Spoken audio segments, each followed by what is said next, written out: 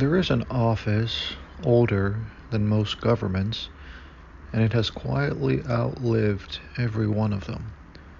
The notary, the keeper of the seal, the one whose entire job is to look at a document and a person and certify one narrow thing. This is real. This hand made this mark. This is who they say they are. It is honest work, and it is harder than it looks. For most of history, the seal was the load-bearing thing, a signet ring pressed into hot wax, a mark no one else could make, proof that the words came from the one whose ring it was. But notice what the seal was always silent about. The seal tells you whose hand wrote the order. It never told you the hand was wise. A genuine royal seal can sit at the bottom of a brilliant decree.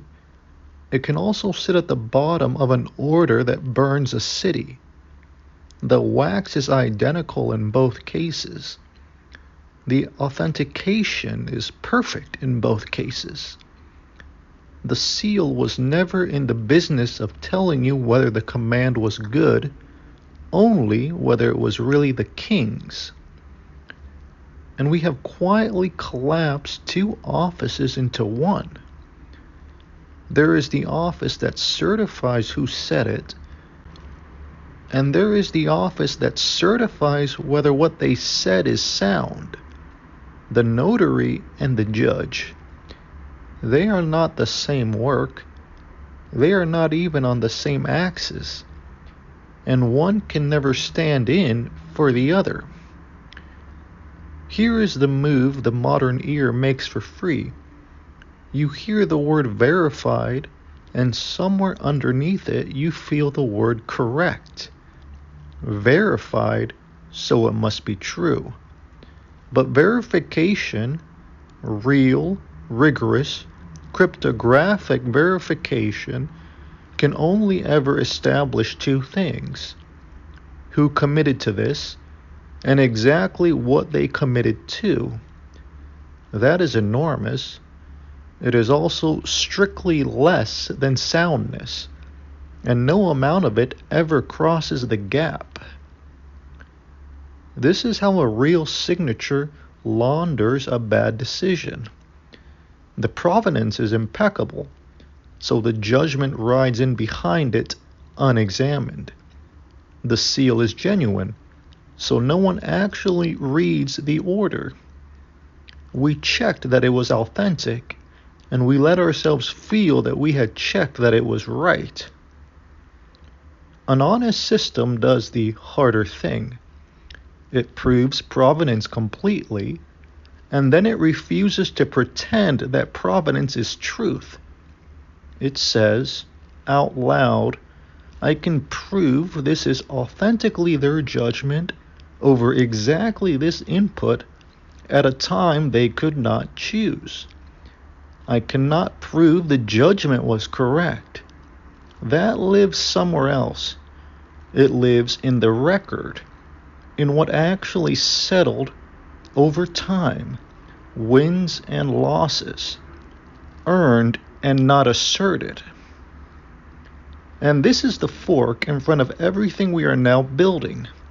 We are wiring up a world where a thing can be perfectly authorized and still be the wrong thing to do. A valid signature, a real mandate, genuine recorded consent, every box of provenance checked, and the action underneath it a mistake. Permission is not correctness. Allowed is not right. That someone was authorized to act tells you nothing about whether the act was sound. Enforcement before execution does not collapse here. It splits cleanly into two motions, and you need both. Before the act, bind the provenance, whose hand what input, what time.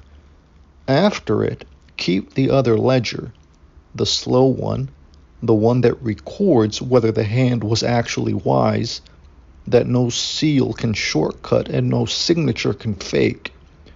One office proves it was them, the other, earned over years, proves they were right.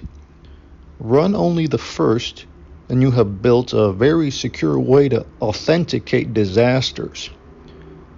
So the next time something arrives stamped, sealed, and verified, and you feel the calm the stamp is designed to give you, hold the two questions apart. Yes, the seal is real. Whose hand it was, you now know. You still have not been told the hand was wise. This is not commentary. It is category formation.